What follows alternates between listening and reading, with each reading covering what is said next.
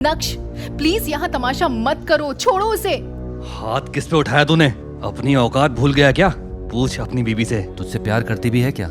वो मुझसे प्यार करती है या नहीं उससे फर्क नहीं पड़ता, मैं उससे बहुत प्यार करता हूँ।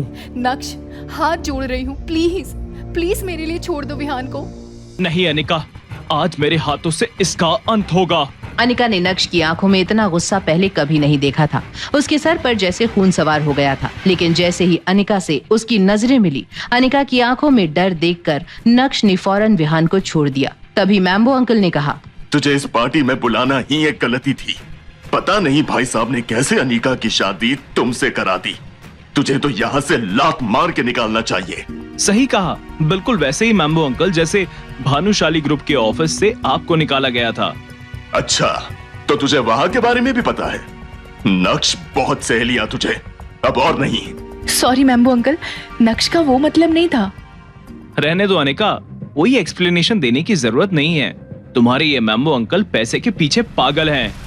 मैम्बो अंकल के गुस्से का घड़ा भर चुका था। नक्श आगे कुछ कहता कि तभी मैम्बो अंकल ने एक जोरदार मुक्का नक्श की ओर घुमाया। मुक्का चेहरे तक पहुंचता कि तभी नक्श ने बड़ी आसानी से उनका हाथ हवा में ही पकड़ लिया। विहान, तुम्हारे प्यार का भूत उतर गया या मैं और उतारूं?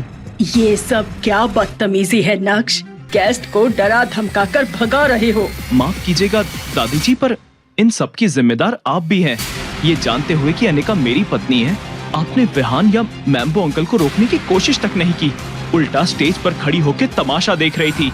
नक्श के गुस्से से पूरे पार्टी हॉल में सन्नाटा पसर गया था। मैम्बो अंकल भी पीछे हट गए थे। विहान तो भीगी बिल्ली के जैसे कल्याणी दादी के पीछे छिप गया था। नक्श आगे कुछ कहता, तभी उसकी सासू माँ चित्रा ने उसे जोर का एक थप्पड़ मारा।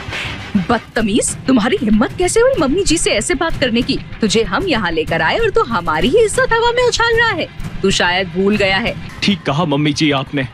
मुझे लगा था कि एक दिन शायद आप लोग मेरी अहमियत समझोगे, पर अब और नहीं। आज से मेरा और जावेरी खानदान का कोई लेना देना नहीं। जा रहा हूँ मैं, और अब तभी लौटूंगा जब कल्याणी देवी मुझसे माफी मांगेगी। इतनी बड़ी स्पीच दे दी तूने, अब उसका एप्रिसिएशन तो बनता है।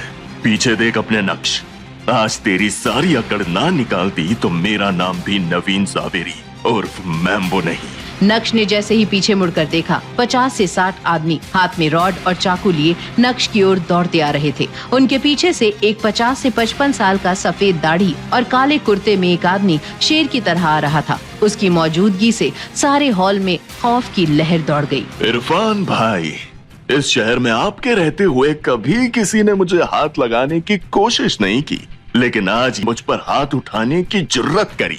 बस कर मैम्बो, और कितना मक्खन लगाएगा? तूने मुझे मदद के लिए बुलाया, मैं आ गया। अब बता कौन है वो? वही जो आपके सामने खड़ा है इरफान भाई। तू कहीं देखा देखा सा लगता है, पर अब किसी और को नहीं दिखेगा। तू गुजरात शहर में रहकर मुझे नहीं जानता क्या?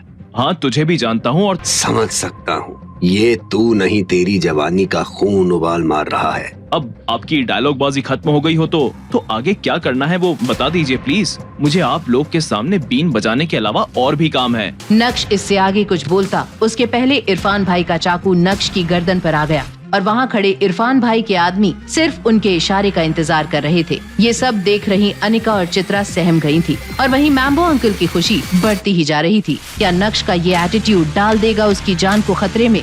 कैसे करेगा नक्श इतने लोगों का अकेले सामना? क्या इस हादसे के बाद बढ़ जाएगा अनिका के दिल में नक्श के लिए प्यार या बढ़ेगी दूरियां? इन सभी सवालों का तुरंत जवाब चाहिए तो पॉकेट FM डाउनलोड करें और सुनें super hit series Insta empire.